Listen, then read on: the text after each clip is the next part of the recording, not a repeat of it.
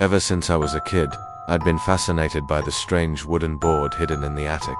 It was old, far too old to be a simple toy. The wood was cracked and faded, the letters almost carved rather than printed, and the planchette had scratches across its glass window as if someone had tried to claw their way through it. My parents always told me to leave it alone, but their warnings only made me more curious. One night, during a thunderstorm, I finally convinced my sister to try it with me.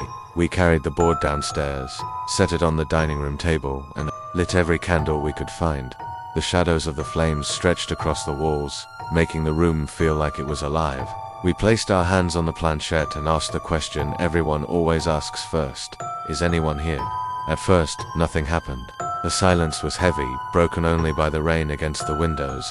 Then, slowly, almost reluctantly, the planchette began to move. My sister's eyes widened, and she whispered, "Stop messing around." But my hands were trembling. I wasn't moving it. It slid to the letters, one by one, S-T-A-Y. The air seemed to thicken, like breathing had suddenly become harder. My sister pulled her hands away, but the planchette kept moving across the board on its own. It spelled it again, "Stay." Before either of us could react, the flames of the candles flickered violently, and one by one they went out, leaving us in near darkness. From upstairs, we heard the slow creak of footsteps, heavy and deliberate, crossing the hallway toward the stairs. But we were home alone. My sister screamed, and we both bolted from the table. I grabbed the board, ran to the fireplace, and threw it inside. The fire roared higher than it should have, filling the room with the stench of burning wood and something else, something sour and foul, like rotting flesh. We thought it was over, but the next morning, carved deep into the wood of our bedroom door, were the same letters, "Stay." That night, we locked our door and tried to sleep, but I woke to the sound of the planchette dragging across the floor upstairs, slow, deliberate, scraping against the attic boards. We never touched the Ouija again, but sometimes when the house is quiet, I swear I hear it moving, spelling out words we're too afraid to read. Bored, it was just me and one of my other friends still holding onto it. I asked the board when I will die, and the piece started slowly moving to the letter T. I left looking at my friend thinking it was him, but he just told me that he thought it was me. The piece then moved to the letter O, and then M, and then back to O, and then R, and then I realized that it was spelling out the word tomorrow. My friend liked Abbott, and it stopped moving, so I was convinced that it was him, but he swore left and right it wasn't him. But here's where it gets horrifying. The next day, while walking my dog to the preserve, my dog's collar suddenly snaps and he was free from the leash.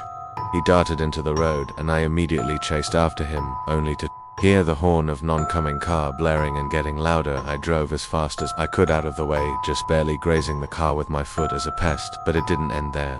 The same day, while sitting under the ceiling fan in the kitchen on full blast, I got up to get something out of the fridge, and behind me, I heard a loud crashing sound as all the glass on the table was shattered and everything fell onto the floor. The fan had fallen off the ceiling, and I was inches away from being decapitated. I really don't know if I find it to be coincidence that the day after the Ouija board said I would die the next day that I had 2 near-death experiences. All I know is I'm never touching a Ouija board again. I have never really told people about this. We had a huge closet full of old board games, and one of them happened to be a Ouija board. I always wanted to try it out, but my family was always home, and I felt weird trying it in front of them. There was this one weekend that my parents were going to the city, and my brother was going on a Boy Scout campout, so I would have the whole house to myself for a weekend. It might have been pathetic that I was more excited to try out a Ouija board than to party with friends. While the house was empty, the weather was terrible, windy and rainy, but I felt that a rainy night would actually make it more ritualistic. Around midnight, I set up the board in my dining room and dimmed the lights. I asked a bunch of questions that generated no answers, so I eventually put the board away and went to bed. I woke up in the middle of the night to hear a creaking noise downstairs by the front door. At first, I thought nothing of it, but then I heard it again, and it was closer, this time closer to the stairs. I sat up now. At this point, I was getting concerned. Another creaking sound, this time from one of the stairs. I was sure somebody was in my house. This was before cell phones were mainstream, so calling the police wasn't even an option. The creaking sounds were getting closer until they were right outside my door, and then they just stopped. It felt like hours while I laid there clutching my covers, waiting for something to happen. A huge strike of lightning momentarily lit up my bedroom, and I swore I could see some kind of black limb-type objects wrapped around the open door. I tried to hold my breath to be as quiet as possible, but what happened next was the worst part. My door suddenly slammed shut and I couldn't help but let out a shriek, but now I was completely under my covers, shaking and crying and wanting to scream. All the windows in the house were closed, so there was no drift. I just knew something was going to happen, but nothing happens. I sat under my covers for hours thinking somebody or something was in the room with me when the sun started to rise. I finally snuck a peek out of my covers. My room was just as empty as before. I somehow found the courage to leave my bedroom and search for any signs of a break-in. Everything looked normal, though no broken windows or unlocked doors. I then spotted the Ouija board on the table again. I have always been kind of superstitious, so I immediately linked the happenings to the Ouija board, chucked the damn thing in the outside trash can and brought it out front to the curb. Since then, nothing has happened. And I didn't tell anybody about it. You wouldn't understand unless you were in that kind of situation. Then you would agree that nobody would believe a word you say. Nobody really knows, except for the people that read my story online. I know for a fact that those events were linked to the Ouija board music.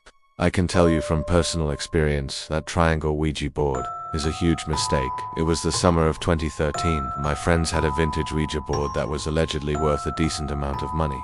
My friend agreed to trade it with me for a video game that I never played, so I happily made the trade. I tried using an alone, but it proved to be just a scam. I didn't really expect it to work. I mainly got it just for the money to be made off of it. I threw the stupid thing on the floor of my living room and forgot about it. Everything was going normal until the next morning. I woke up and found that the 2 plants I had sitting on my coffee table had been knocked over, and the Ouija board was sitting on the table. I didn't remember putting it there, nor did I understand how the plants could have fallen. Overwind was definitely not an answer. I wondered if it was possible that I had sleepwalks, or maybe I was half awake and walked down to get a glass of water and bumped into them or something. I moved everything back in place, but the carpet already had dirt stains on it. I brought the Ouija board box up to my room and tossed it on the floor. Things got bad that night while laying a week in the dark. I was disturbed by the sound of a muffled click. I looked up, not sure what it was, and then I saw through the cracks of my closet door that my closet light was on. I had no idea how it could have turned on, but I got up and opened the closet door anyway. There was nobody in there, but that hadn't even crossed my mind. I turned the light off and jumped back into bed. Probably 10 minutes later, I heard the same clicking sound naturally. I looked to the closet and felt my heart sink a little. The closet light was on again. A mix of confusion and fear started building up inside of me. I once again turned off the light and cautiously got back in my bed. I found myself waiting for the closet light to click on again, but what happened instead was much worse. Instead of the closet light turning on, the whole room suddenly filled with light. As I heard the main light switch flicken, I had seen enough and was out the door. Within seconds, I quickly pieced things together and trucked to that old Ouija board and the closest dumpster. Nothing weird ever happened after that music.